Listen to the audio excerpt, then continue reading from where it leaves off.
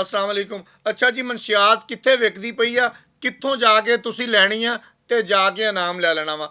RPO Faisalabad Suhail Akhtar सुखेरे ने एक वड्डा ऐलान किया कि मनशियात खरीद के लियाओ ते मेरे को 25,000 लै जाओ। ते दूसरे पासे सारे SHO नूं कह दिता कि मेरी जेब दे विचों 25,000 नहीं जाना चाहिए, यानी कि ना रवेगा बांस ते ना वजेगी बांसरी, ना तुहानूं मनशियात कितों लभेगी ते ना आरपीओ साहब नूं 25,000 देना पेगा।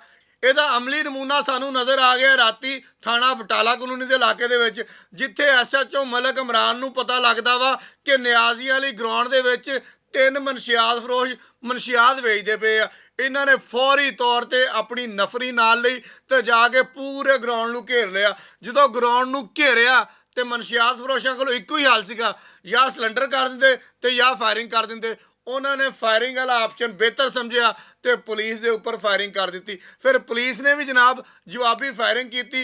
जवाबी फायरिंग तो बाद पता लगा जी एक बदनामे जमाना मनशियात फरोश अपने साथियों की फायरिंग के नाल जख्मी हो गया। ये तो पहले भी तकरीबन 22 परचे आ।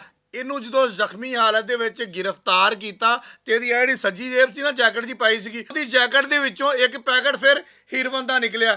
ਇਹ ਵੀ ਜਨਾਬੇ ਵਾਲੀ ਪੁਲਿਸ ਨੇ ਕਬਜ਼ੇ 'ਚ ਲੈ ਕੇ ਤੇ ਇਸ ਭਾਈ ਸਾਹਿਬ ਨੂੰ ਹਸਪਤਾਲ ਸ਼ਿਫਟ ਕਰ ਦਿੱਤਾ ਵਾ ਤੇ ਮਜ਼ੀਦ ਤਫਤੀਸ਼ ਜਾਰੀ ਆ ਕਿ ਇਹ ਬੰਦਾ ਕਿੱਥੋਂ ਕਿੱਥੋਂ, ਯਾਨੀ ਕਿ ਬੈਕ ਟਰੈਕਿੰਗ, ਕਿੱਥੋਂ ਕਿੱਥੋਂ ਮਨਸ਼ਿਆਤ ਲਿਆਂਦਾ ਸੀ, ਕਿੱਥੋਂ ਕਿੱਥੋਂ ਲਿਆ ਕੇ ਵੇਚਦਾ ਸੀ। ਤੁਸੀਂ ਇਹ ਗੱਲ ਜ਼ਿਹਨ ਦੇ ਵਿੱਚੋਂ ਕੱਢ ਦਿਓ ਕਿ ਤੁਹਾਨੂੰ ਫੈਸਲਾਬਾਦ ਦੇ ਕਿਸੇ ਇਲਾਕੇ ਦੇ ਵਿੱਚੋਂ ਮਨਸ਼ਿਆਤ ਲੱਭੇਗੀ ਤੇ ਤੁਸੀਂ ਖਰੀਦੋਗੇ ਤੇ 25,000 रुपया आरपीओ फैसलाबाद को ले लोगे। अगर आरपीओ फैसलाबाद ने यह ऐलान किया ना तो मेरा ख्याल है किसी गल नाल ही किया होना वा।